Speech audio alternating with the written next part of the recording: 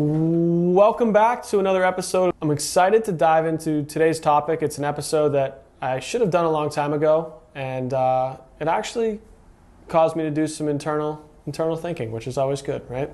Today's topic, 3 biggest lessons that I've learned throughout my journey in real estate and just business life in general.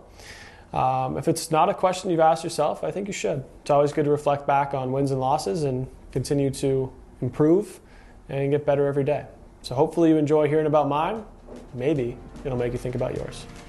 Let's dive in.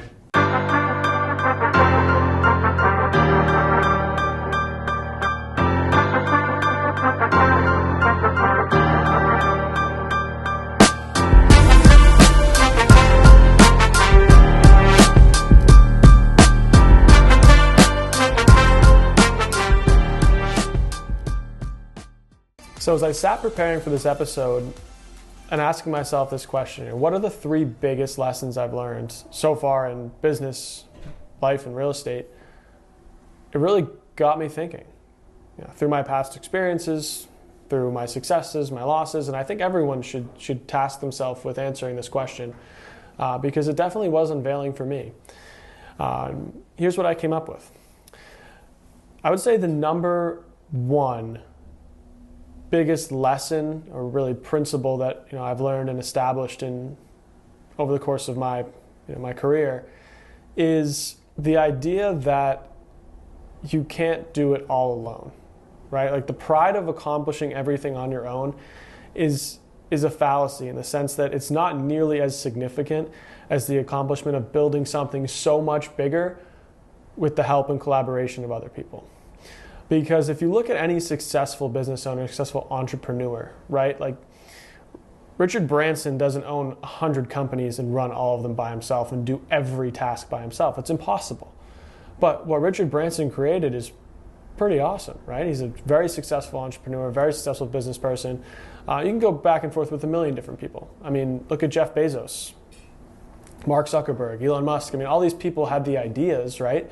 But if they didn't hire, grow, and expand their teams and their operations, they would never have built these massive successful companies that they now have. Having the most successful company in the world, like that's such a significant accomplishment that one person could never do that. And I think sometimes people get stuck in the old school mindset of if you want something done right, do it yourself. I would 100% disagree. I think if you want something done, have someone else do it and just check to make sure it's right. Right? Because you can only do so much as one person. There's only 24 hours in a day. Most people only have 2 arms and 2 legs, right? You can only do so much. We have a finite capacity. So I think breaking through that mindset of how much can I do on my own? How hard can I work? If you work 16-hour days, what are your 16 hours going to? You can't really work much more than that. Like you run into a capacity. So I think changing the mindset from I'm going to do this all on my own, or I'm just going to continue working so hard, to who can help me achieve this goal? Not how, right? Not keep working harder and harder and harder and doing more and more and more. You run into a ceiling, right? You can only do so much. So rather than how, it's like who can I bring into the picture to do that? I'm actually reading a book right now, funny, called Who Not How, which is exactly on this concept. It's not about how you need to do something. It's about who you need to talk to or collaborate with to get a task done. If you wanted to go start, I don't know, a company making of coffee beans, like whatever, right? Rather than saying, how do I operate a company making coffee beans? Like, do I have to go get my own farmland? Do coffee beans even grow in the US? Like, how do I get the seeds? How do I make sure they become good plants? How do I turn it into coffee? Rather than trying to figure out how, who do you know, right? Do you know someone in the space? Maybe you know someone. Why don't you go talk to them, see what their advice is? Maybe you collaborate with them, open up another branch of their operation. But rather than you trying to figure out the how all on your own, just find someone who's a who, right? Find someone who can help you or who you can collaborate with and pool your resources and go farther. Because I think that is ultimately, in my opinion, one of the most successful business practices is the idea of building out teams and pooling resources to do and build amazing things. So definitely a mindset shift for me, got me looking for new opportunities. And obviously, if you heard about the red car theory, if you're not looking for those opportunities, you're not going to see them, right? If you look around your room right now, or if you're driving while listening to this, if you look around, you see, how many black things do you see? You start looking around, I see 5 black things. Maybe there's a cup in the cup holder, and maybe your car console is black, and there's a car driving by you that's black, or a sign. But then I ask you, how many red things did you see? You're like, well, I wasn't looking for red. Exactly, right? So if you don't set the mindset right in terms of what you're looking for, you're not going to see those opportunities. So I think that's super important. One for me that really changed my outlook on my business, my life, my career, and where I want to go, and kind of how I want to do things. So the second most important lesson that I've learned is in a similar vein on the idea of finding the right people, the right who's, who do I know, who can I learn from type of thing. And it's the idea that you've probably heard people say before, right? You want to be the dumbest person in every room.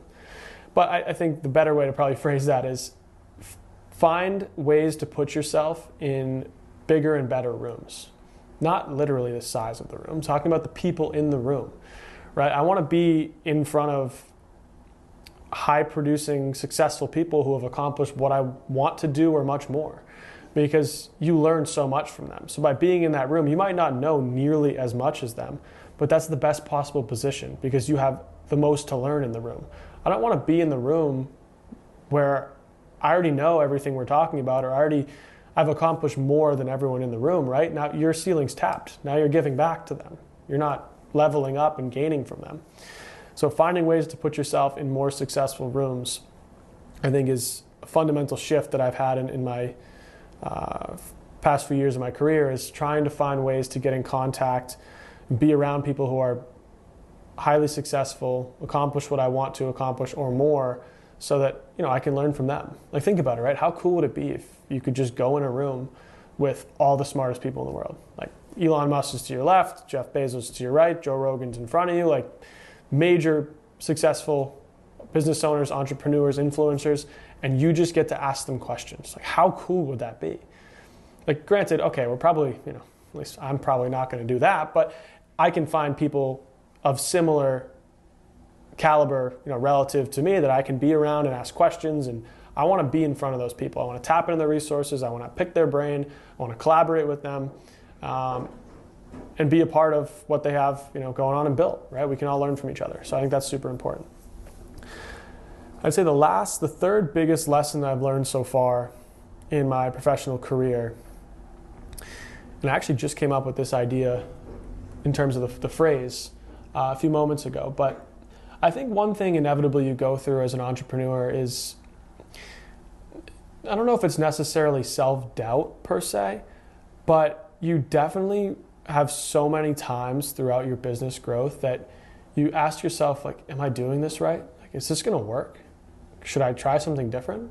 Maybe not switch industries. Should I just try a different marketing strategy or a different sales approach, or whatever I'm doing is not working, right? And I think that if you truly believe in something and you truly want success in the business or the industry or in the facet of life that you're focusing on, if you truly want to succeed in that, then whenever you ask yourself that thought, you have to double down.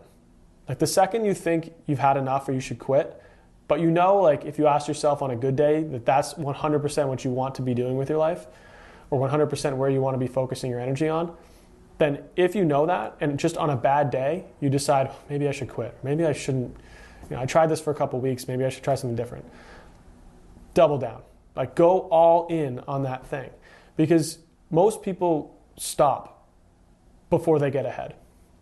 It's inevitable. That's why, 90% of podcasts on Apple Music don't go past 10 episodes. But that's because people they stop. They run out of steam. They post 5-6 episodes, nothing happens. It becomes too hard. It's too expensive. Same with social media. Like, you'll see it. You probably already did. This episode's probably coming out in March or April.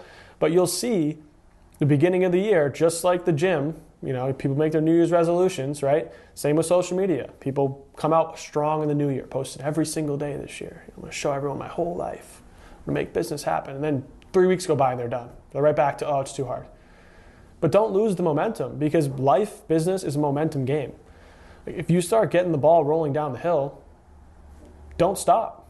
Like, that's when you go all in. So if you believe in something, you have to put your work ethic and your faith in your success behind that thing when times do get hard. Because otherwise I think you get inevitable like shiny object syndrome, or like lack of commitment, right? If you want to have a six pack, you want to be strong and healthy, that's not like a one-time commitment. Like the days where you don't want to go to the gym, and I think gym's a perfect analogy to business in so many ways, but if you don't want to go to the gym, perfect, go to the gym. Like that's the day you should go to the gym and go twice as hard, because you don't want to do it. But you're never going to want to do everything that you need to do to succeed. So those are the times when you don't feel like, and when nothing's working right, or when you wake up and you're so tired, you're like, I'm not going to go to the gym today, or I could make a salad, but probably not. Maybe I'm just going to order out. That's the time where you say, no, fuck it. I should do that thing, right? Because if it was easy, everyone would do it.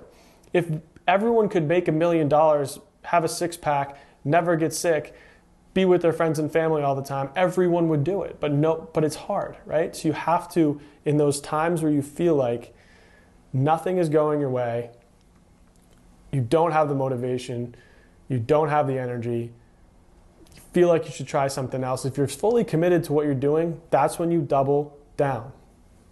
Take that as an excuse, take that as a motivating factor to be like, how dare I question myself, right? Like, I know what I need to do to succeed. How dare I go against myself? I promised myself this year I was going to be, proud of myself at the beach, or this year I was going to make $1 million, or 100,000, 500,000, $10 million, whatever your goal is. This year I was going to do it. But that thought I just had almost derailed my goals. And that commitment to yourself, that's bullshit in my mind. I guess this is a swearing episode today. I didn't really plan for that. Try not to, but gets me fired up. I think people don't want to do the hard work, but they want the results the hard work creates. And I think that's something I learned throughout my journey. Is there's definitely so many days, so many nights where I didn't want to do that thing, didn't want to go to the gym, I didn't want to go to that networking event. I didn't want to make that client phone call. Maybe it was a hard phone call. I didn't want to, on a Saturday, go and refine my marketing plan so next week I have social media posts. But I did it, and I did it every time. And I think you have to commit to yourself that you're going to do that no matter what, even when you don't want to do it. And especially on the days you don't want to do it, double down, go twice as hard, do twice as much. And I think if you do that over time, I guess we'll find out, right? Hopefully in 10 years from now, I have good things to say, but I think you'll be successful.